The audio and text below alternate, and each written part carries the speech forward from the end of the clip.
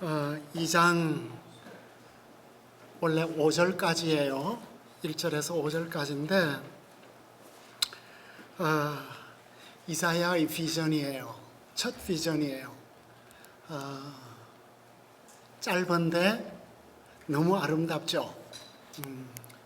절묘하고.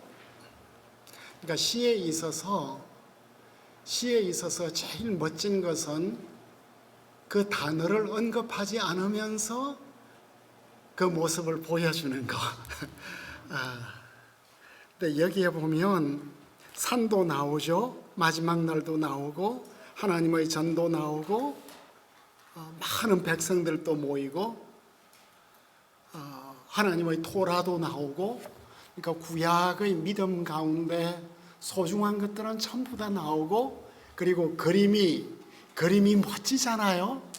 하나님의 성전산이 히말라야보다 에베레스트보다 더 높은데 만방이 그리로 이제 몰려들고, 그리고 만국 백성들이 다 함께 우리 모두 주님의 산으로 올라갑시다 하는 이런 우렁찬 외침도 있고,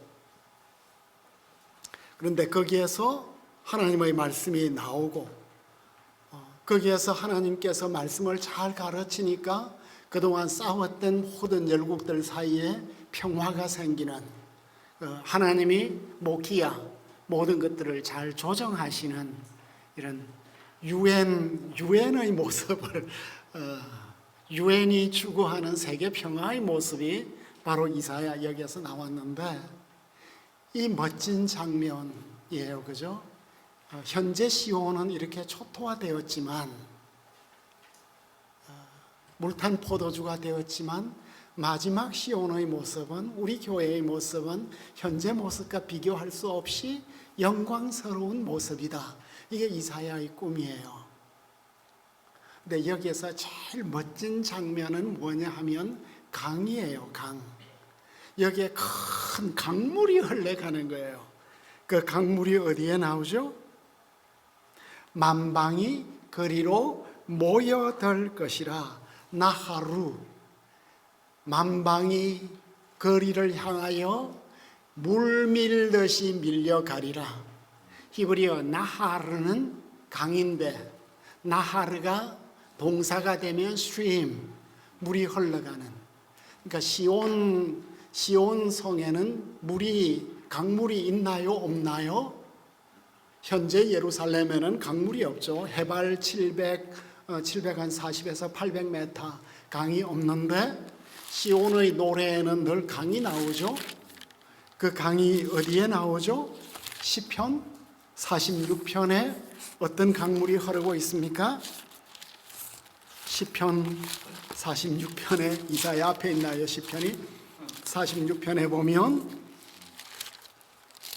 오 강이여 하는 이 말이 시편 46편 4절에 한 시내가 있어 나뉘어 흘러 하나님의 성 곧 지존하신 이의 성소를 기쁘게 하는도다. 한 시냇물이 흐른다. 그러니까 기혼 샘물이 예루살렘 안을 이제 관통하는 것을 향해서 이걸 시적 이미지로 시냇물이 흐른다.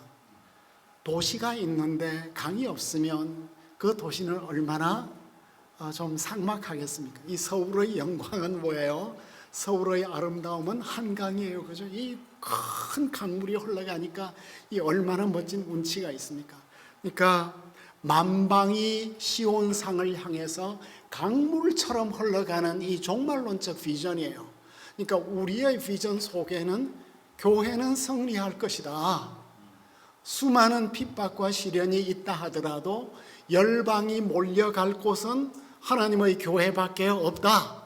이게 이사야의 비전이에요. 강물이 시온을 향해서 흘러가는데, 만방이 그리로 몰려가는데, 그러니까 이 강물이 역류하는 거죠. 만방이 이 세상에서 가장 높은 산 위에 있는 시온산을 향하여 열방이 막 빨려 올라가고 있는 모습이에요. 그러니까 하나님의 임재와 하나님의 능력이 너무나 강하기 때문에 중력의 법칙을 거슬려서 시온으로 빨리 올라가고 있는데 그 시온에서 또 다른 강물이 흐르죠. 두 개의 강물이. 그 강물은 뭐죠? 율법이 시온에서 나올 것이라. 요째, 야자, 분출할 것이다. 그러니까 이 단어는 창세기 2장에서 에덴 동산을 묘사를 할 때 강물이 에덴에서 발원하여, 그러니까 에덴에서 강물이 발원해서 4대 강의 원천이 되었다. 그러니까 에덴 이미지예요. 하나님의 교회가 에덴 동산이 되어서 그곳에서 생명수가 흘러내려와서 만방을 적실 것이라. 왜 사람들이 시온산으로 모이게 되죠? 토라는 시온에서부터 나올 것이다. 하나님의 말씀이 예루살렘에서부터 나올 것이다. 그리고 여기에는 샬롬이라는 단어는 없지만 샬롬의 세계를 사람들이 더 이상 전쟁 연습하지 않겠다. 그리고 우리의 모든 무기를 이제는 농기구로 만들겠다 하는 이것이 시온의 종말론적 환상이 되겠습니다. 여러분들 강의한 39쪽에 보면 요한계시록 이사야 2장 2절이 예수님은 마태복음 5장 14절에서 너희는 세상의 빛이라 산 위에 있는 동네가 숨기지 못할 것이다.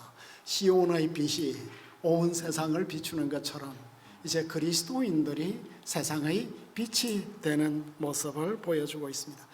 이스라엘은 도시를 지을 때 산 위에서부터 지어 내려와요. 우리는 산 밑에서 올라가지만, 왜냐하면 산 위는 바람이 잘 통하고 햇볕을 많이 받고, 그래서 산 위에서 도시가 이렇게 점점 내려오는, 산 위의 동네가 다 산 위에 있죠. 그리고 계시록 15장 4절이 흥미로워요. 주여 누가 주의 이름을 두려워하지 아니하며 영화롭게 하지 아니하오리까? 이 표현은 모세의 노래에서 나온 거예요. 출애굽기 15장에서. 그러니까 사도 요한이 종말론적인 찬양을 주님께 드릴 때 모세의 바다의 노래를 가져오고 주만 거룩하십니다 하는 이것은 시편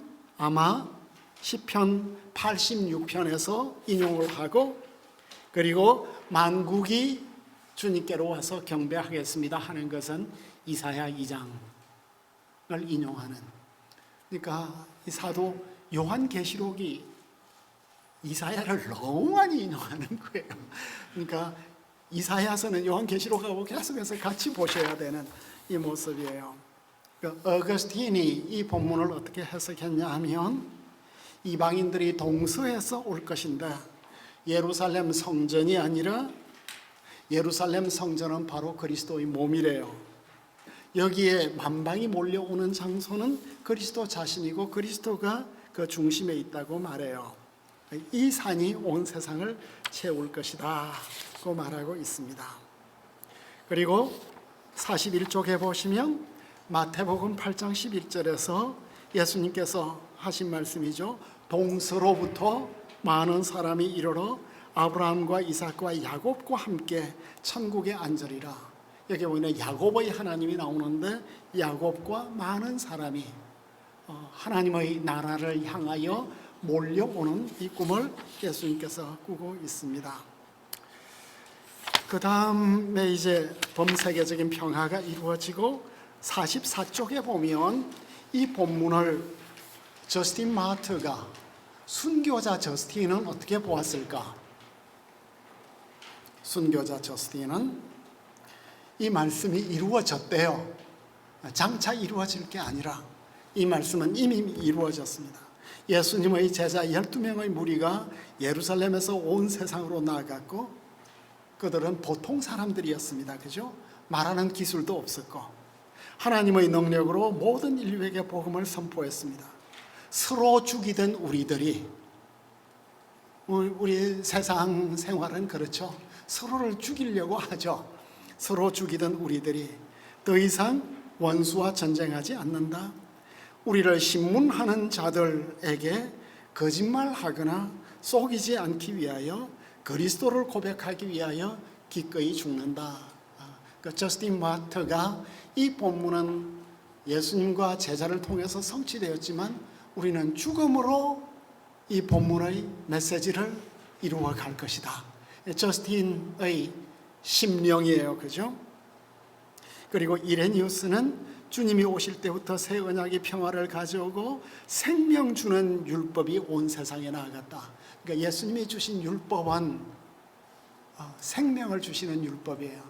우리를 살게 하는 율법이죠. 자유의 율법이고 사도들이 선포한 말씀이 온 세상으로 나가서 세상을 바꾸었습니다. 칼을 쟁기로 선지자들은 다른 사람에 대해서 말한 것이 아니다. 이 사람은 우리 주님이다.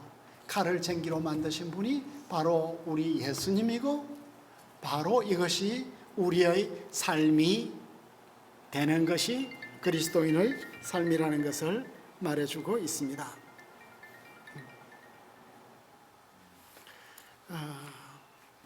그리고 여호와의 빛에 행하자. 현대의 해석 가운데 45쪽에 보면 레이프 앵어가 강 같은 평화라는 이런 소설을 썼는데 죄송합니다. 현대 이사야의 이 꿈을 그대로 반영을 하고 있는 것을 우리가 볼 수 있겠습니다.